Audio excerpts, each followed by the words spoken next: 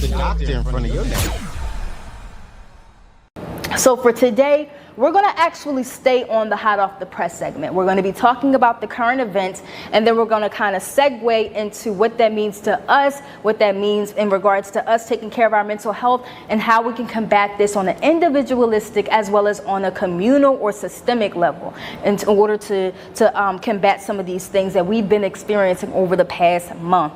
All right, so I'm going to start with May the 14th, 2022. So on May the 14th, 2022, there was a mass shooting that occurred in Buffalo, New York, and at Tops Friendly Market. So those of you who aren't familiar with the Buffalo, New York area, so I am not too familiar with it either, but apparently in the east side of the neighborhood, this is where predominantly black people reside.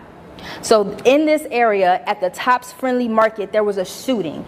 So apparently this individual specifically targeted black people, therefore he went to a predominantly black neighborhood in a black grocery store, or predominantly black consumers. 10 people were killed, 3 other people were injured. The shooter live streamed part of the attack. And so whenever somebody live streams an attack, they're trying to send a message. They want you to know that they meant what they're doing. They want you to know that they're not remorseful. They want you to know that, you know, I did this and you know, it is what it is. It's really a bold statement that they're making.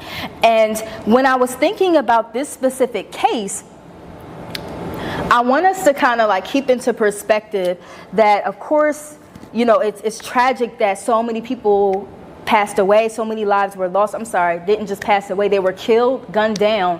And also keep in mind the racial implications that are impacting this, right? So it wasn't that just random people died. No, these were targeted people. These were black people, individuals of African descent.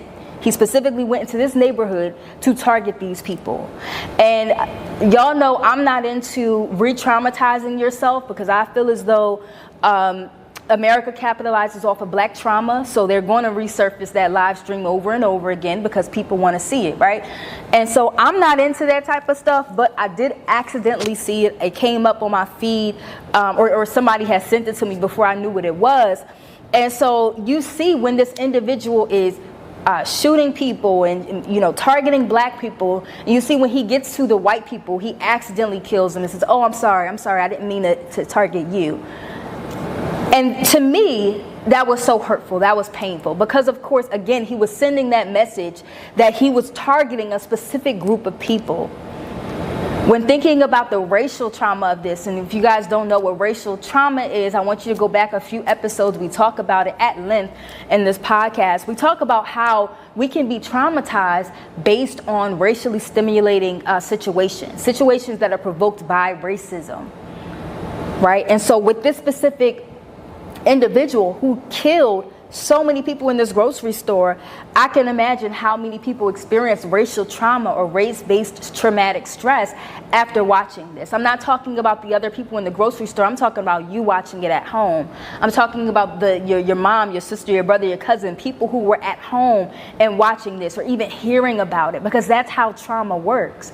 We're going to get into vicarious trauma in a minute. So we had this shooting that occurred on May the 14th in 2022. And so weeks later, not too far after that, there was another shooting that happened at an elementary school.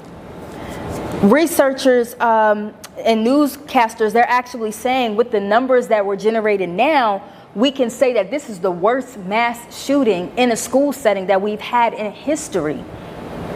So this is worse than Sandy Hook. This is worse than the other school shootings that we've previously had. Think about it. After experiencing and witnessing the situations that happened on May the 14th, weeks later, we're being re-traumatized. We're being re-exposed to another mass shooting. Now, my heart, I had no other, I couldn't do anything else but to sob and to have a heavy heart for the individuals who were lost. The doctor in front of your name.